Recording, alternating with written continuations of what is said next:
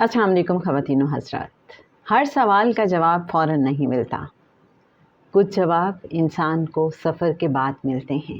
آئیے آج قرآن کی روشنی میں ایک سفر شروع کرتے ہیں. جب اللہ خاموش لگے. کیا آپ نے کبھی محسوس کیا کہ کچھ دعائیں الفاظ سے نہیں آنسوؤں سے مانگی جاتی ہیں؟ رات کے آخری پہر جب ساری دنیا سو رہی ہوتی ہے، ایک انسان اپنے رب کے سامنے جھکا ہوتا ہے. وہ بہت کچھ کہنا چاہتا ہے. اس کے آنسو اس کے الفاظ بن جاتے ہیں. پھر رات گزر جاتی ہے، صبح ہو جاتی ہے. دن ہفتوں میں بدلتے رہتے ہیں، ہفتے مہینوں میں بدل جاتے ہیں، لیکن حالات ویسے ہی رہتے ہیں. حالات نہیں بدلتے. اور پھر دل میں ایک سوال جنم لیتا ہے. کیا سوال؟ یہ سوال کہ یا اللہ، کیا تو مجھے سن بھی رہا ہے؟ اگر آپ نے بھی کبھی یہ سوال کیا ہے تو جان لیجئے آپ اکیلے نہیں ہیں. یہ سوال صدیوں سے انسان کے دل میں اٹھتا آیا ہے. ایک ماں اپنے بیمار بچے کے لیے دعا کرتی ہے. ایک باپ رزق کی فکر میں راتیں جاگتا ہے. ایک نوجوان اپنے مستقبل کے لیے ہاتھ اٹھاتا ہے اللہ کے حضور. اور ایک بیٹی اپنا ٹوٹا ہوا دل سجدے میں رکھ دیتی ہے. چہرے بدل جاتے ہیں، کہانیاں تبدیل ہو جاتی ہیں، لیکن سوال وہی رہتا ہے. یا اللہ، کیا تو مجھے سن رہا ہے؟ اللہ، کیا تو مجھے سن رہا ہے؟ اور کبھی یہی دعا یہ الفاظ اختیار کر لیتی ہے. یا اللہ، تو میری دعا کب سنے گا؟ لیکن شاید ہم نے سوال ہی غلط پوچھا ہے. کیا واقعی مسئلہ یہ ہے کہ اللہ خاموش ہے، یا مسئلہ یہ ہے کہ ہم اللہ کے جواب کو اپنی خواہش کی شکل میں پہچاننا چاہتے ہیں؟ ہم چاہتے ہیں ہم نے جو مانگا اسی انداز میں مل جائے، اسی وقت مل جائے. لیکن اگر اللہ ہر خواہش پوری کر دے تو پھر حکمت کی گنجائش کہاں بچتی ہے؟ حکمت کہاں رہے؟ اسی لیے قرآن اس سوال کا جواب بہت حیرت انگیز انداز میں دیتا ہے. اللہ تعالیٰ فرماتا ہے، سورہ البقرہ آیت نمبر 186، اور جب میرے بندے آپ سے میرے بارے میں پوچھیں تو میں تو نزدیک ہوں، دعا کرنے والے کی دعا قبول کرتا ہوں جب وہ مجھے پکارتا ہے. ذرا ٹھہریے. اللہ نے پہلے یہ نہیں فرمایا کہ میں دعا قبول کرتا ہوں. پہلے فرمایا میں قریب ہوں. گویا قبولیت سے پہلے قرب، عطا سے پہلے تعلق. تو پھر اگر وہ قریب ہے تو اتنا دور کیوں محسوس ہوتا ہے؟ اب سوال یہ پیدا ہوتا ہے. اس سوال کا جواب الفاظ میں نہیں، قرآن کے سفر میں ہے. آئیے قرآن کے صفحات پلٹتے ہیں اور ایک ایسے باپ سے ملتے ہیں جس کا بیٹا برسوں پہلے ان سے جدا ہو چکا ہے. ہر گزرتا دن باپ کی آزمائش کو اور گہرا کرتا چلا جاتا ہے.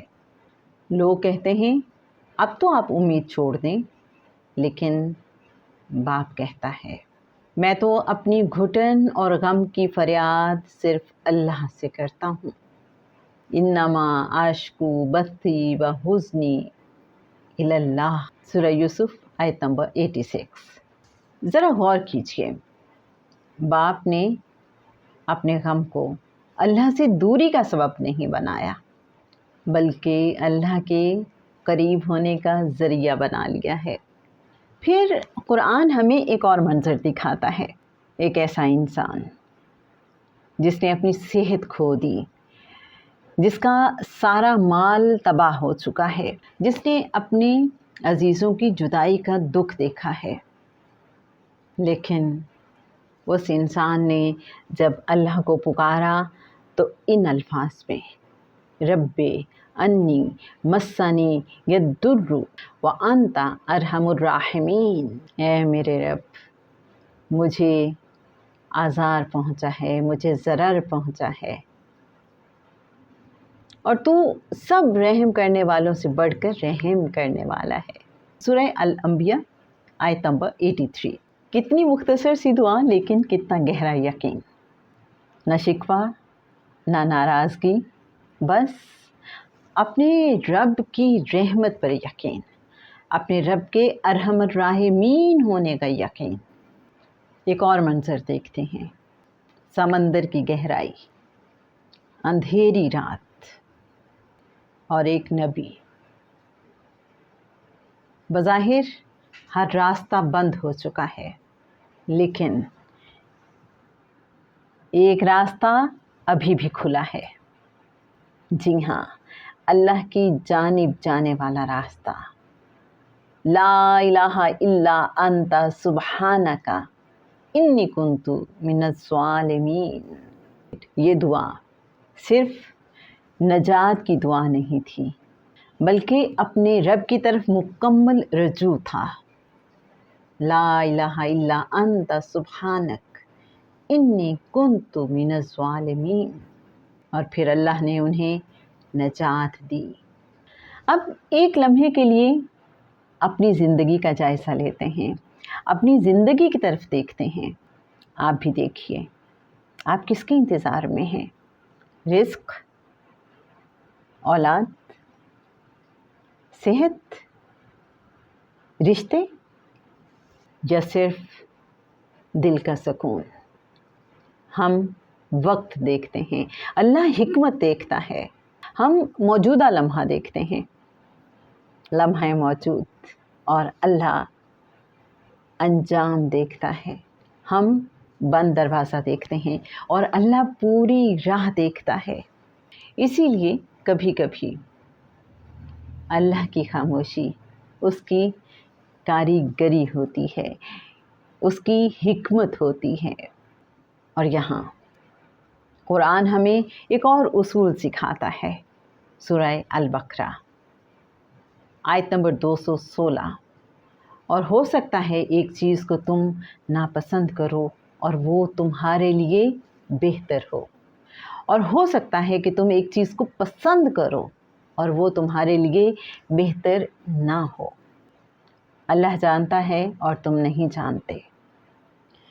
کتنی مرتبہ ہم نے کسی چیز کے لیے دعا کی اور جب وہ نہ ملی تو دل ٹوٹ گیا، دل بکھر گیا، دل اداس ہو گیا، ہم چپ ہو گئے، خاموش ہو گئے، ٹوٹ سے گئے۔ پھر برسوں بعد ہم نے خود ہی کہا، الحمدللہ، تھینک یو ویری مچ اللہ جی، تو نے مجھے اس چیز سے بچا لیا جو میں نے مانگی تھی۔ اچھا ہوا تو نے مجھے وہ نہیں دی، اچھا ہوا تو نے مجھے وہ نہیں عطا کیا جو میں نے تجھ سے مانگا تھا۔ اگر وہ مل جاتی تو شاید میرے لیے بہتر نہ ہوتی۔ یہ احساس انسان کو عاجز بنا دیتا ہے، اس میں انکساری پیدا کرتا ہے، انسان ہمبل ہو جاتا ہے، اور یہی ہمبلنس، یہی عاجزی انسان کو اللہ کے قریب کر دیتی ہے، اور انسان کو سمجھ آتی ہے کہ بے شک اللہ کی یاد میں، اللہ کے ذکر میں دلوں کا اطمینان ہے۔ سن لو، اللہ ہی کے ذکر سے دلوں کو اطمینان حاصل ہوتا ہے۔ سورہ الرعد آیت نمبر 28۔ ذرا غور کیجئے، اللہ نے یہ نہیں فرمایا کہ ہر آزمائش فوراً ختم ہو جاتی ہے، بلکہ یہ فرمایا کہ انسان کو اطمینان مل جائے گا، اس کے دل کو قرار مل جائے گا اللہ کے ذکر سے، اللہ کے قریب ہونے سے۔ ہوتا یہ ہے کہ کبھی اللہ حالات بدل دیتا ہے اور کبھی آپ کا دل، میرا دل، ہم سب کا دل۔ اور جب دل بدل جاتے ہیں تو وہی آزمائش انسان کو اللہ سے اور قریب کر دیتی ہے۔ اگر آپ کی کوئی دعا قبول نہیں ہوئی، کوئی خواہش پوری نہیں ہوئی، تو مایوس مت ہوں، اپنی دعا مانگتے رہیے، اپنے رب سے بات کرتے رہیے، اپنے آنسو چھپائیے مت، کیونکہ وہ آپ کے دل کے حال سے واقف ہے، وہ آپ کے آنسوؤں کو جانتا ہے، وہ آپ کی ٹوٹی ہوئی آواز سے واقف ہے، وہ آپ کے ٹوٹے ہوئے دل کی چبھن جانتا ہے، وہ آپ کی ویران آنکھوں سے بھی واقف ہے، وہ آپ کے ٹوٹے ہوئے لہجے کو بھی جانتا ہے، وہ آپ کی خاموش پکار سے بھی واقف ہے، وہ آپ کے خاموش لفظوں کو بھی جانتا ہے، وہ آپ کی آواز بھی جانتا ہے اور آپ کی خاموشی بھی۔ آپ جب بھی دعا مانگیں تو ساتھ یہ بھی کہا کریں، یا اللہ، یا ربنا، او میرے ربا، او سونے ربا، مجھے صرف وہ نہ عطا فرما جو میں نے مانگا ہے، مجھے وہ عطا فرما جو تو میرے لیے پسند فرماتا ہے، جو تو سمجھتا ہے کہ میرے لیے بہتر ہے، اور مجھے اس پہ راضی کر دے۔ جو تو میرے لیے پسند کرے اس کو میری پسند بنا دے، اور جو میرے لیے بہتر نہیں ہے اس کی خواہش بھی میرے دل سے نکال دے۔ اور کچھ لوگ تو یوں بھی مانگتے ہیں کہ یا اللہ، مجھے یہ چاہیے، یہ چیز میرے لیے بہتر بنا کے مجھے عطا کر دیں۔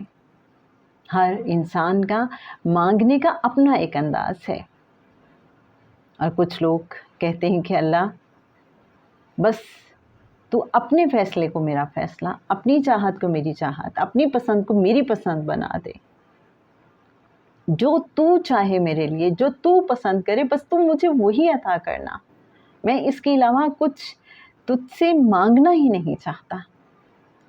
تو آپ کا مانگنے کا جو بھی انداز ہو، بس یقین سے مانگیے،